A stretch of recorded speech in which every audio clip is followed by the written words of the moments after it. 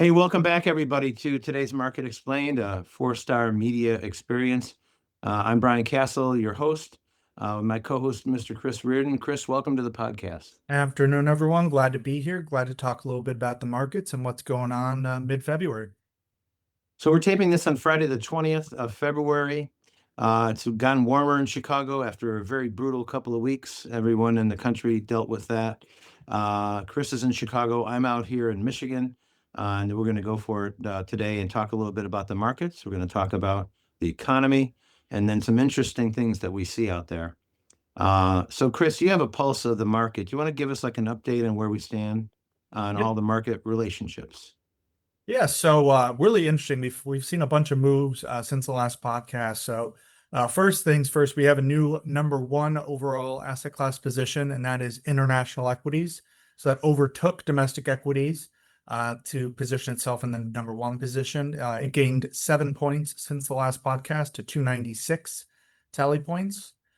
Domestic equities is now in that number two position, and it lost 5 points, and it's at 288. So not a huge gap there, but obviously certainly a bit of a change there. I think in some ways the bigger news is commodities, which is in third, and it lost 35 points since the last podcast, so it dropped to 188. So we've really seen a bit of a deterioration in that number three position. Cash is still holding firm in that fourth position. It gained 10 points since the last podcast at 125. Currencies gained 10 points as well to 102 in the fifth position. And fixed income is still in last. It gained 9 points to 86 in the last position. So really interesting. It's probably the first time we've seen a concerted movement upwards from those bottom three asset classes. And obviously the biggest loser where those gained a lot of those points was from commodities. So could we see cash eventually overtake commodities? Still a little bit off. But the fact that commodities has now dropped out of the 200s, if we see this trend continue, obviously we will see cash move into that third position. But there still remains to be seen. These trends, especially within commodities, can change course quite rapidly. So we'll just have to kind of see how things move. Wow. So Chris, the bond market's been difficult, but now the rates are going down and expected to go further. We saw a big move in the bond market. Is it enough where bonds could actually lead the sixth position for the first time in like 5 years? Potentially. I mean, I think fixed income is certainly still by far the worst. I mean, it's at 86 tally points. The next closest is currencies at 102. But currencies hasn't seen much traction either. So I mean, it certainly could move there. What do I see fixed income pushing above into the top three? Very unlikely, at least in the short term here. But I could see it potentially overtaking that fifth position as currencies. It just depends on how they move. I mean, right now those bottom three all moved upwards, and actually fixed income still lost a single point, even though it strengthened. So we'll just have to kind of wait and see. Especially as you said, Brian, we have a new Federal Reserve chairman coming in potentially. There's still a lot of inflation data you still have to look at. So there is always that potential. But right now it's still kind of holding pat in that last position. Okay. So interestingly enough, too, international stocks were the best performer last year because the dollar was weaker by a substantial amount, but yet US cash is still ranked higher than other currency. So it must be because of other currencies in Asia and other places. But at some point, maybe currencies will eclipse our own cash. I mean, potentially. I mean, I think the interesting thing with, we're looking at very broad asset classes. So even though the dollar has been weakening versus the major asset classes, when you're accounting for a much broader sample size, that's where you get kind of this deviation, if you will, from that. I think most notably, you've really seen that with commodities and a massive move downwards when really we've seen energy and oil prices the strongest they've been in 6 months or so. I mean, and gold certainly has pulled back a little bit, but still all near all-time highs. So that shows that even one or two asset commodities that are doing very, very well, you still have agricultural commodities, you still have the tins, that it's much broader than that. And that's what is Mhm. probably causing those to really pull back. And in the commodity area, Chris, so commodities lost some ground. That was primarily from the big destruction week of gold and precious metals, wasn't it? Yep. Yeah. So we saw gold and precious metals really deteriorate. I think that was kind of the last week of January, early February. Just a lot of volatility there. Heavy pullbacks. I think gold at some one point was down about 9% in a day, if not more. So seen a lot of extra kind of swings there. But I think it's important to remember that gold is still, I think it's what, 5,300 an ounce after touching 5,400. So it's still right up there. And it's a hedge. So Mhm. one of the things that's going on right now, we're seeing increased geopolitical concerns with the Iran and the US. So whenever these things happen, that tends to be kind of a little bit of a lifting, an elevator, if you will, for that precious metal. So Yes. certainly a pullback. I think that's actually in some ways healthy. Gold has had a huge run. So in some ways, I think it's healthy to see a pullback, albeit that violent and that volatile of a pullback is never something you like to feel, right? Yeah. Well, it's interesting, when gold went parabolic in the last year, gold is up about 80%. And, whenever a move is so strong like that, you can certainly expect a counter trend similarly, right? So, what is a normal down market? 1%, 2%. But when gold decided to have the counter trend, it's 5 to 7%, boom, like in one day. And then, of course, everybody's scared. Now, when the market's up big, it's volatile on the upside, but we never talk in terms of volatility. We only use the word volatility as a bad pejorative word when the markets are down. So then all of a sudden the talk was, oh, gold is so volatile. But gold was really volatile on the upside, but nobody was talking about it. But then when it went down 10% in one week, everyone said, oh, there's volatility in gold. And that's what we saw. So is it surprising to see a 10 or 15% move down after an asset had just gone up 80%? Not at all. But yet when it happens, we're all still pretty shocked about Yep. Yeah. I mean, that's exactly right. And I think, it. as much as we can prepare yourselves for it, it's kind of like getting punched in the face, right? I mean, as much as you think you can prepare for it, it still kind of hits you. Yeah, that's right. It's a punch in the face, exactly, Chris. And then the other comment I have on those numbers, Chris, is the international stocks have now eclipsed U.S. stocks, and in fact, last year they outperformed U.S. stocks, but it took that long for a whole year of outperformance before international actually led in our work, and now international leads.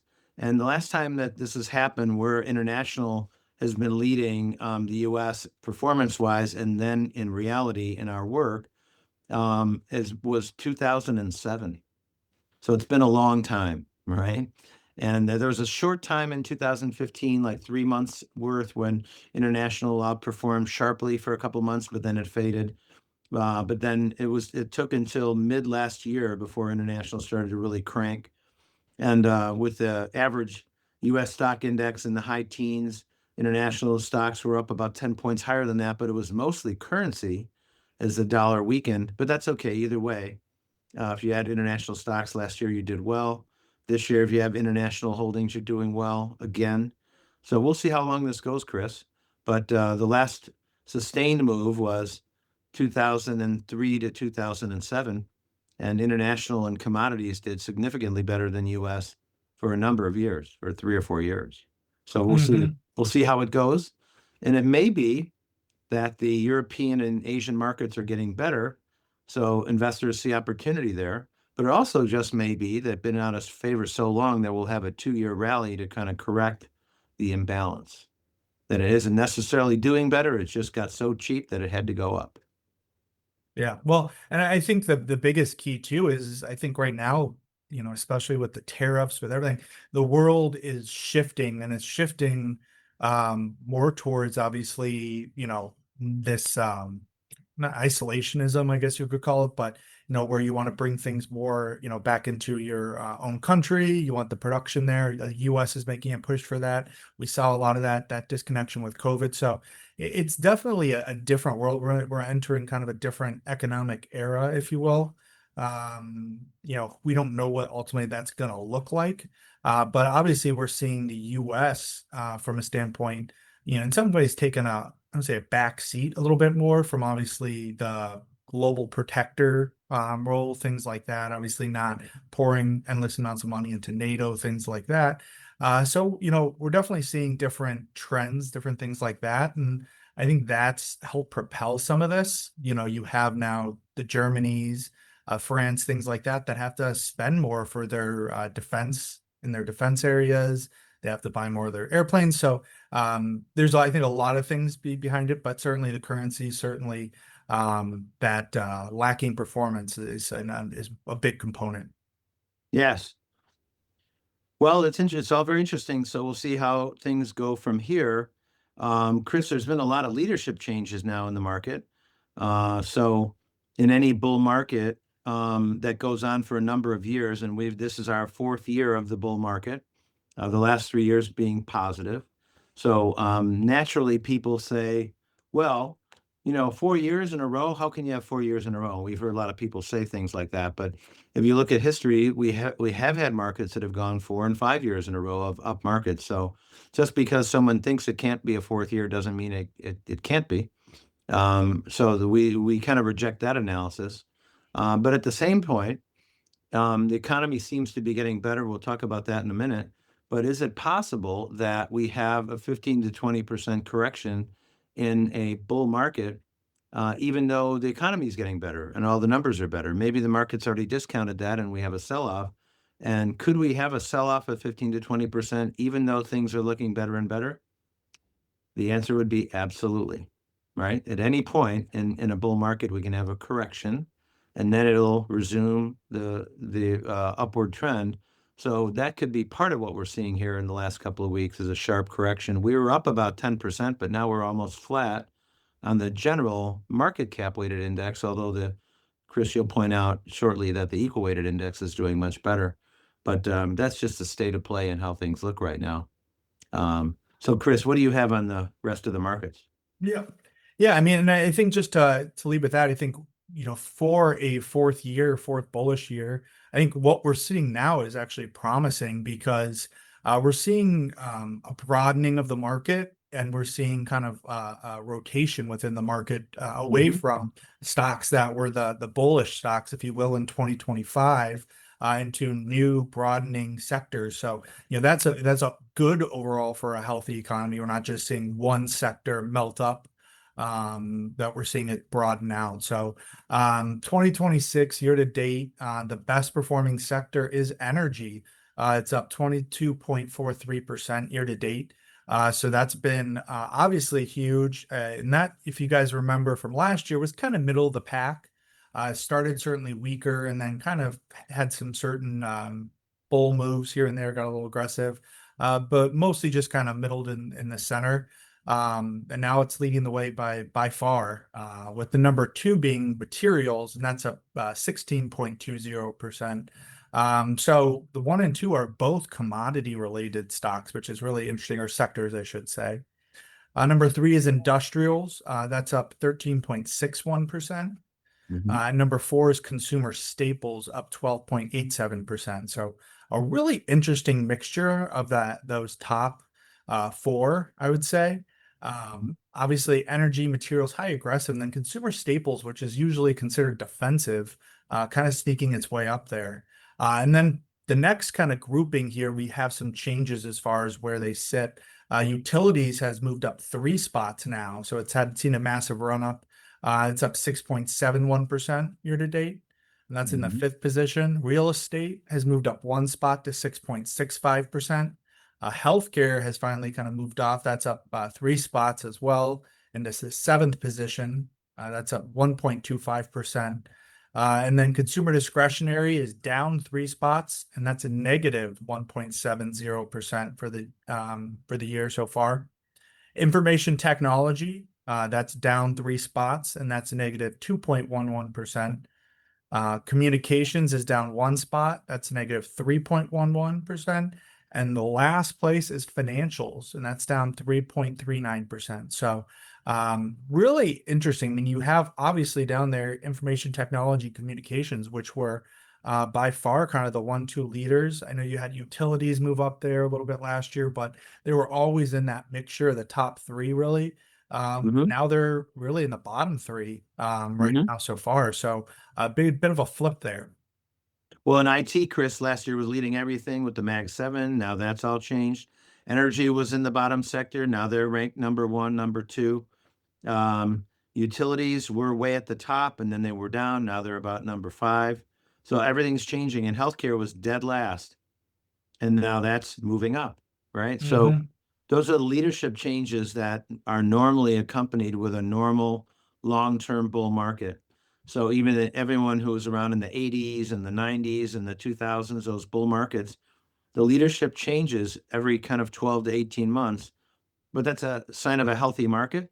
A certain group will run and it'll get a little overpriced. Then they pull out of that group and they get into the cheaper group and everybody gets back in. But the fact that there's a lot of money flowing into different sectors and there's continuous money flowing into sectors and moving sectors up and other ones back down as a healthy thing. And so this looks to me, Chris, like a normal bull market. Yeah, no, I mean, I think it's been very good so far. It's Hmm. like you said, seeing that broadening and the fact that we're seeing that equal weight perform very well. It's interesting because we're seeing in some ways a bit of a pullback, that 15% pullback in some degrees. But the nice thing is it's isolated to kind of one sector or two, and we're seeing these other sectors kind of make up for it. So Brian Castle. I'm the CEO and founder of FourStar Wealth Advisors. Now, we built FourStar on one simple belief that every client deserves clarity, confidence, and strategy built around their financial story. For over 40 years, we've guided clients through every market cycle, helping business owners, families, retirees protect what they built and then grow their holdings to meet the needs over their entire life for them and their family in the future. We are fiduciaries, not salespeople, and that means we sit on the same side of the table as you always. So, from personalized portfolios to advanced tax and estate strategies, everything we do is about creating long-term freedom and peace of mind for our investing families. So if you're ready to align your wealth with your goals, visit fourstarwealth.com. Let's start building your future one smart decision at a time. as long as you have a diversified portfolio, the overall impact to your portfolio is pretty minimal. Mm-hmm. So we're seeing kind of a correction without feeling the correction in many ways. Yes. Well, and about half of the companies have reported now, and now all the retailers are reporting in February, and the growth rate has been an average of about 16%. The tech stocks have doubled that, but we're seeing tech sell off, and that's just because it got so overpriced and so crazy there for a while. So tech is selling off, even though the earnings are coming through double the growth rate of the general market, but the general market's averaging about 16% earnings growth, and that's a good sign overall. But watching the stocks react the way they do often sometimes is counter to what is being reported. But that's often because the market is anticipating all these moves and the reality comes out. So they buy the rumor and then sell the news, right? So that's kind of what we're seeing right now. So anyway, Chris, you have more. Yeah, so just a couple other things I'll highlight with what we're seeing in the current market. We talked a little bit about the kind of the broadening. International, as Brian kind of mentioned, continues to be the outperformer. Emerging markets are up almost 12%. Developed markets are up a little over 8.5%. International once again is off to a hot start for 2026. Value though is well outperforming growth stocks, which it's been a while for this. So value stocks the year to date are up 7.66%. Growth stocks, on the other end, are down 5.54%. So a bit of a flip there. We've Mm-hmm. really seen those value stocks. And then taking it one more level deeper, looking at the market cap companies and what's doing better. Small caps are actually leading the way. So they're up 7.31% year to date. Mid caps are second, up a little over 4%. Large caps are actually about flat, and then mega caps are down a little over 1%. So we actually have a complete reversal there with the larger your company is, the Mm-hmm. worst on average it's been performing so far year to date. And I think keeping on it a little bit with that kind of AI trend, I think we're starting to see the market just kind of reevaluated. I think for the last about year and a half, we've seen almost just like numbers that were incomprehensible thrown around as far as investments and all these things. And Amazon came out and announced that their capital expenditures planned for 2026 were going to be about 200 billion, which is a nearly 60% increase from the year prior. And sometimes you would think the market would maybe hype this up. They're investing in AI. Well, the market actually didn't take it well. They took the stock down about 18% in 9 straight sessions, which was, by the way, the company's worst losing streak since 2006. But I think what we're starting to see now is it's been AI, AI, AI. You've heard that there. Now the market's starting to see, they don't want to just see blank checks be written. They want to see what's the return for these. And there has to be kind of an end game to this. There has to be a return. There's got to be something instead of just blindly throwing money at all these different Chat GPT and Anthropic and all these different companies. So be interesting to see if that does continue. But certainly in the first quarter right now, we're seeing AI kind of get a big pullback there as the market kind of digests that a little bit and wants to see a little bit more of an improvement there. Yeah. Yeah, absolutely. Well, Chris, you mentioned earlier that the consumer discretionary stocks are way down, but the consumer staples, which are the basics like the cheap retailers like Walmart, Target, food stocks, things like that, are doing better. And Walmart, for the first time recently, hit 1 trillion in market cap. It's up 20% for the year. But a lot of the high octane stuff, again, the like Robinhood trading stock shares are down 8%. Crypto trades are down 38%. So that's a result. A lot of the crypto trading firms are doing poorly. And of course, anyone who is trading those high octane tech stocks are not doing well. And then, of course, because the AI stocks are not doing well and everyone's worried about AI, then we had a week of panic, I would say, on AI stocks. On Monday, the previous week, the insurance brokers all got clobbered as there were fears that maybe the efficiencies of the AI weren't going to be quite there. And then on Tuesday, the wealth management shares got clobbered, like Schwab and Raymond James, on AI fears of tax advice at brokerage firms being killed by an AI format. So, and they weren't down a little, they were down 5 and 6 and 7%, big moves, big down moves. And then on Wednesday of that week, the property managers all got hit, the office REITs and others. So that was a Wednesday move. Thursday, the transport stocks got clobbered on a firm called Algo International announced that they think that AI is going to make trucking more efficient. So we won't need as many truckers. They're going to find ways to make yields better and trucks and things like that. So we won't need as many truckers. So the truck stocks got all rocked. And then the software stocks got rocked the same day. Anything that had to do with a CRM, ServiceNow, Intuit, Salesforce, if you can put AI on top of that system, then all the features, high price features that the user of those softwares pay for, they're added revenue streams for the database people. That would be replaced by AI sitting on top of that system. So then all those stocks got clobbered because the margins were going to be lower. So quite interesting market. When there's fear, and right now there's AI fear. So we had a week of panic, Chris, of all the AI stocks. Yep. Yeah. I mean, I think looking at it, they're looking at how, I think really what it comes down is how is this AI going to impact and have a cash flow impact to these companies? Is it going to be positive, negative? And not only that, are we going to see productivity increases for it? So I'm sure it's not going to be the last one. And I do think there are definitely productivity increases with AI. There's definitely going to be some monetary increases. I think the key is how long that takes and what's the significance of it going to be? Is it going to be minimal or is it going to be as significant as some people are predicting? Exactly. Okay, well, that's all very interesting. We're looking at a lot of different things in the economy, Chris. So why don't we pivot to that, right? Inflation, jobs, all that stuff. Yeah, so we got first thing, I guess the biggest thing that came out, Q4 GDP came in significantly below estimates. It was flipping at about 1.4%. Estimates were about 2.5%, 3%. Biggest driver for that was probably the government shutdown. I think was that estimates were that took about anywhere from a half to 1.5% off that, which makes sense. Obviously, that's where that dip comes from. So, but still, nonetheless, that came in is obviously less than what we were hoping for.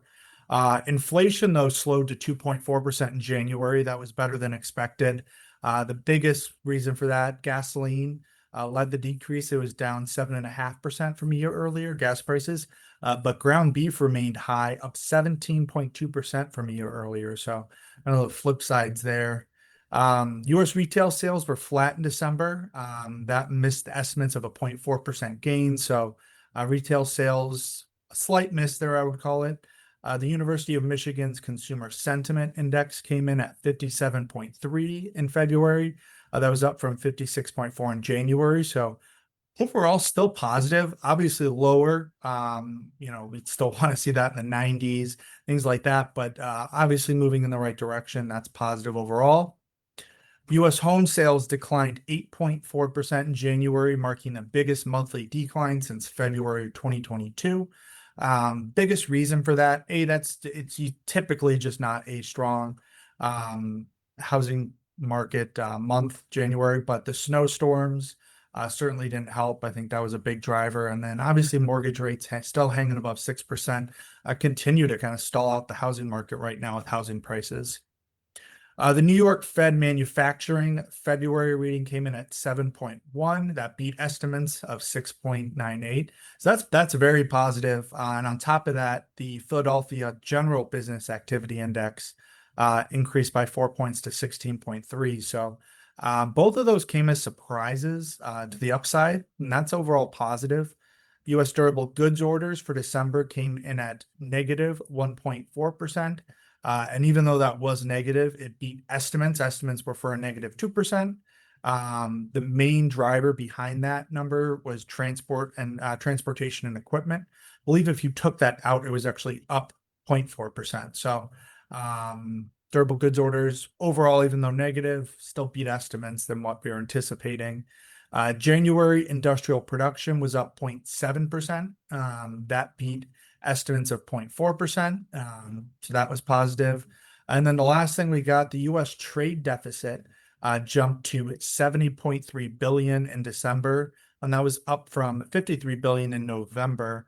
So imports rose by 3.6%, while exports declined by 1.7%. So continue to see that trade deficit actually expand in the U.S. So, and that's about it from the U.S. market side.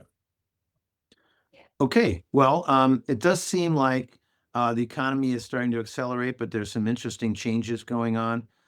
We're seeing now the expectation of 200 billion of previously unplanned tax refunds are coming in February and March, should fuel consumer spending. So that'd be a positive, Chris, for the economy. You talked about gold hit a new high, but then it had a big collapse, and so did silver, palladium, and platinum. That we added more jobs than expected, and inflation is cooling when everyone had predicted inflation was going to explode, right? So it hasn't happened, which is a good thing. How about the international markets, Chris?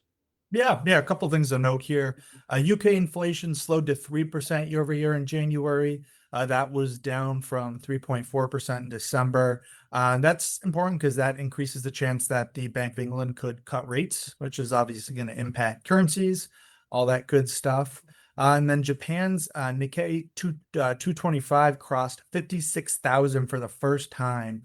That's after Japan saw a large rally after the resounding victory of their new prime minister, Sane Takachi, and he's with the Liberal Democratic Party. So interesting movements there.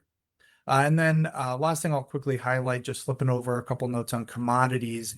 Oil prices are near 6 months highs, or are at near 6-month highs right now. And that's over continued concern with the potential U.S.-Iran conflict. We're seeing continued escalation there, albeit I know they're still negotiating, and there still is, I think, a high probability that this just comes to some negotiating. But obviously, the longer it goes on, and I know we're moving more aircraft into the area, things like that. We're seeing that push up in the short-term prices on oil. And then natural gas prices spiked nearly 40% in January. And that's as we got about that 2.5 week almost cold weather that settled over much of the US. Natural gas prices reached a high of $7.83 before collapsing in mid-February with a kind of a heat wave that followed. Followed that cold weather. They collapsed to $2.99. So huge collapse there. Once again, shows the volatility of commodities and kind of the feast or famine, where you can have 1 month up almost 40% before it collapse less than a month later. So crazy. Mhm. It is crazy. Well, good. Anything else on international, Chris? No, that's it.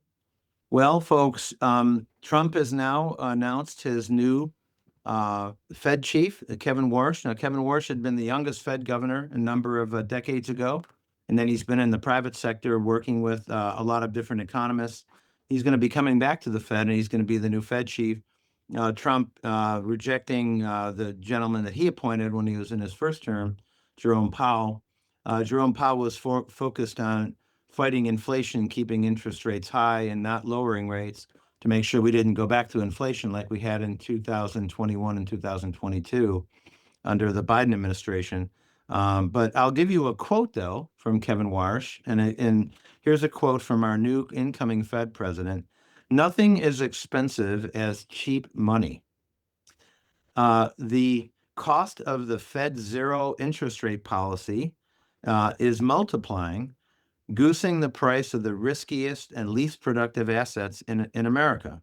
The surge of inflation has substantially raised the cost of living for citizens and undermined business planning.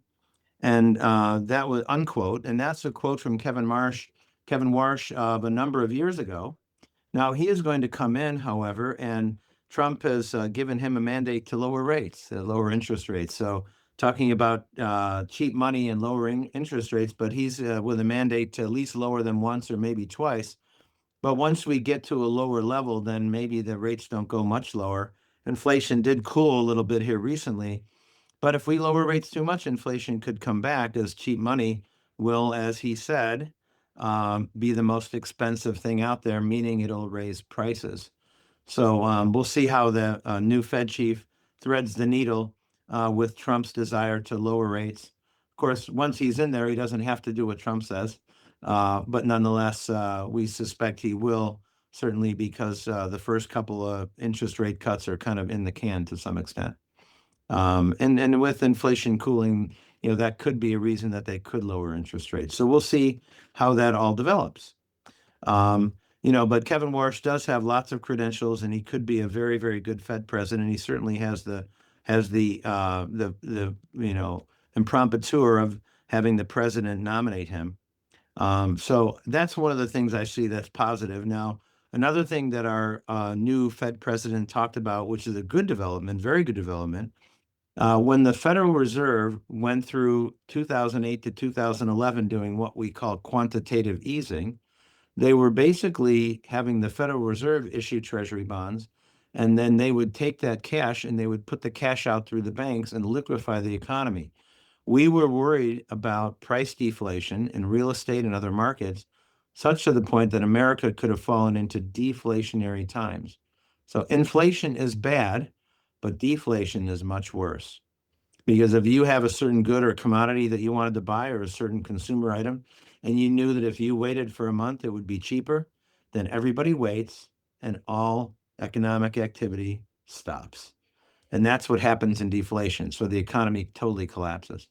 So what they did in quantitative easing is they put money out there to goose prices, as Kevin Warsh had said, to keep the economy from falling into deflation. So that was a good thing.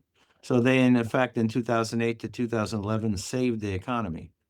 But then they said, well, once we save the economy, we'll let the bonds burn off, and that 7 or 8 trillion in debt will go down back to 1 trillion, what they had in originally. Well, then, as time went on, various Fed presidents had different views of it, decided to keep the balance sheet right there, not let the bonds burn off. but that limits the Fed's ability to solve problems in the future. So I personally have been a proponent of trying to get the Fed to lower their balance sheet, but many folks have not, including many of the people running the Fed. Had a conversation with the Fed president, Raphael Bostic of Atlanta Fed, and he said, "No, I think we're going to leave the balance sheet for a while." Well, the new Fed president's coming in to lower the balance sheet, so they're going to try to bring it back down to $1 trillion or two instead of $8 trillion, and that'll be good for the country because that'll mean the Federal Reserve will have excess powder to solve problems in case we have another crazy deflationary potential thing like 2008. 2008 was the last year we had deflation in America. Prior to that was 2000 or 1958. So we don't want deflation. Certainly, if we ever have it, we only want it for 1 year. We don't want a long deflationary cycle would destroy the American economy. So that's good news. Chris, what else do you see out there? Yeah, so a couple things. Airbus just announced in its earnings that it had to shave its main jet production goal. This comes as its dispute with Pratt and Whitney over engine supply shortfalls continues to weigh on the company. So similar to Boeing, we continue to see both companies struggle with not just building, but it's the production. So the engines and these parts that they struggle to get. So Airbus continues to struggle. And this is, I think, really interesting because Boeing, as we all know, as everyone's seeing the news, has obviously struggled the last 5, 6 years. And the more that we're seeing Airbus kind of stub their foot, the longer it's giving Boeing to kind of make a bit of a comeback and rewrite itself. So an interesting thing to watch. Brian, you mentioned Walmart. So Walmart, in their earnings, they saw a surge of 27% in online sales in the fourth quarter. And so that's really interesting. Obviously, they're pivoting a little bit to kind of try to challenge to some degree Amazon for some of that online market retail. So it seems to be working. We'll see if it continues. Their same store sales rose 4.6%. Both of those beat expectations. So Walmart had a pretty good earnings so far. And a lot of that comes, as we've talked about, wealthier Americans are kind of turning towards Walmart, some of these discount retailers, just to help get a little bit of a refresh, if you will, or a reprieve from these high prices. Nestle is in talks to sell their ice cream business to Fronero. They're the owner of Haagen-Dazs. So comes as Nestle is really trying to streamline their business, kind of like GE did, and really sell off certain parts that either aren't working or underperforming to other different companies. So that this is the next thing they're looking to auction off, if you will. And then last, Him and Hers Health has found itself in hot water now after it launched a weight loss pill that was marked really as a copycat of Novo Nordisk's Wegovy pill, which I'm sure everyone's heard of or heard of Wegovy at least. Both Novo Nordisk and the US FDA have come after the company. I think they filed lawsuits against them and everything. And that's, I think Him and Hers at one point was down 20 to 30%. So certainly seeing a bit of a hit there from trying to move too quickly into a certain section of the market. So, and that's about it. All right. Well, folks, a couple other interesting things out there. A big change in homeschooling. A company called Stride, is symbol LRN, is a homeschooling learning company, and they're doing extremely well because so many people are getting concerned about what's going on in America's schools. I know there's very, very aggressive unions, some of the teachers' unions, and some of that had to do with some of the things that happened during the pandemic, where the National Teachers Union and some of the other teachers' unions are getting very aggressive, and it's seemingly not for the good of the students, it seems. So a lot of people are deciding to pull out of some of the public schools and do their own homeschooling. So that's interesting trend, symbol LRN. This isn't necessarily a recommendation to buy or sell, but just have a look at that. It's obviously running, someone's buying it. Also, there's an interesting trend about stable coins as we're worried about what's going on with our currency and gold is rallying. Well, stable coins could be a replacement for cash, and people could be putting money in stable coins rather than banks. So we may have like a competition for bank deposits, and banks are fractional reserve type investments, which also create risk. But stable coins, when you put your money in there, it's in there. There's no fractional reserve there. When the money's in a stable coin, it's in a stable coin, and so it could be replace the banks, and people could feel more comfortable with stable coins rather than being in fractional reserve banking. So that's an interesting thing, that development. Also, I want to talk, Chris, a little bit about this concept of affordability. And, after some of the recent elections, where there were some politicians that won based on the backs of affordability. Interestingly enough, most of the recent polls are showing that less and less people are worried about affordability. They're more worried about immigration, with the recent activity up in Minneapolis and in Chicago and Broadview, Illinois. And so affordability, while some of the media keeps talking about it, the polls of the voters is saying that affordability is less and less important, except for the younger cohort, 18 to 34, because they're the ones that might want to buy a home, and it's harder and harder for them to buy. So now the average age of a new homeowner, I believe, is 41. That's the highest age in history. And so some of the younger folks aren't able to buy properties because the property prices are so high. So the affordability about real estate is a big issue. And there's probably 5 to 7 different things they can do differently to get the real estate prices to stop going up so quickly. We certainly don't want prices to necessarily fall, for the good of the current homeowners. But if they can stop it from, galloping upward, that would be a good thing. And, there are estimated 2 million homes in America where there's one set of seniors living in one bedroom, and there's 5 bedrooms in the home. So it's underutilized homes. So they could create incentive to allow underutilized homes to be used better, and give tax incentives to get those folks out of those homes and let a family move in, for example, or a group of people.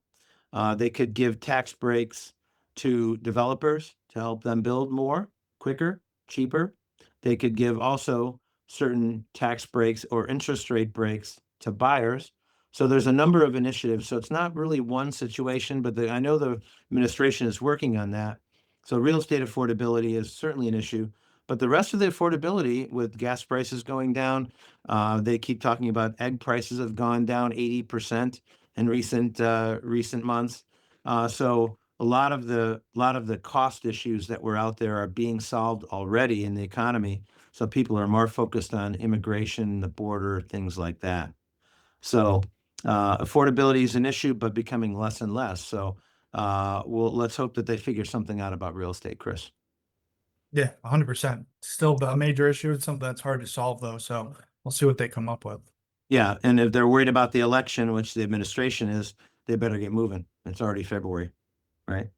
Um, and then just folks, while we're on the show here today, popped up on my phone was a logo for the Chicago White Sox and the Chicago Cubs. So it looks like baseball is back on, everybody. It's February 20th, and down in Arizona, down in spring training, the Cubs are playing the Sox. So who can think of baseball here in February? But baseball is back on. So I guess the cycle keeps going, Chris. Yep, almost back to well, it's spring training right now. Back to springs is right around the corner. You'll be here before you know it. And opening day on March 26th at Wrigley Field.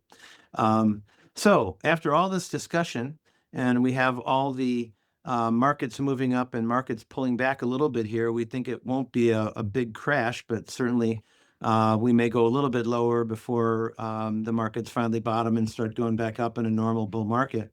But we have the FourStar protection plan, and that's always put in place in case we have a major pullback. All of our indicators are still positive. So even though we've had a pullback in the market, we're still fully invested. But should that get worse, our protection plan will kick into place like it did last year, about 2 months before the Trump Liberation Day, when the market was down 25% from top to bottom. But hopefully we don't see any big pullback like that. But we are now fully invested, and until we get better or different evidence to do anything different, we're going to stay in that position. So that's where we are today. The equal weighted indexes, Chris, are doing better than the market cap weighted indexes. So that means those big tech stocks are selling off. and all the other stocks you might buy are doing better. But that's still a sign of a very good bull market. And it's an opportunity for investors here. So on a pullback, if you're so inclined, buying might not be a bad thing. 100%. Yeah. So there we are, everybody. I think that's all we have for today. We've exhausted everything we know. So we want to wish you a good day, a great weekend. Go watch some baseball, Chris. Yeah, sounds very good. Get watch some spring training before the real games kick off, right? That's right. And we have a few days left of the Olympics. So enjoy it all, everybody. Thanks for being with us today in today's Market Explained. Chris, why don't we sign off for the day? FourStar, today's Market Explained, over and out. Take care, Bye, everyone. bye everybody.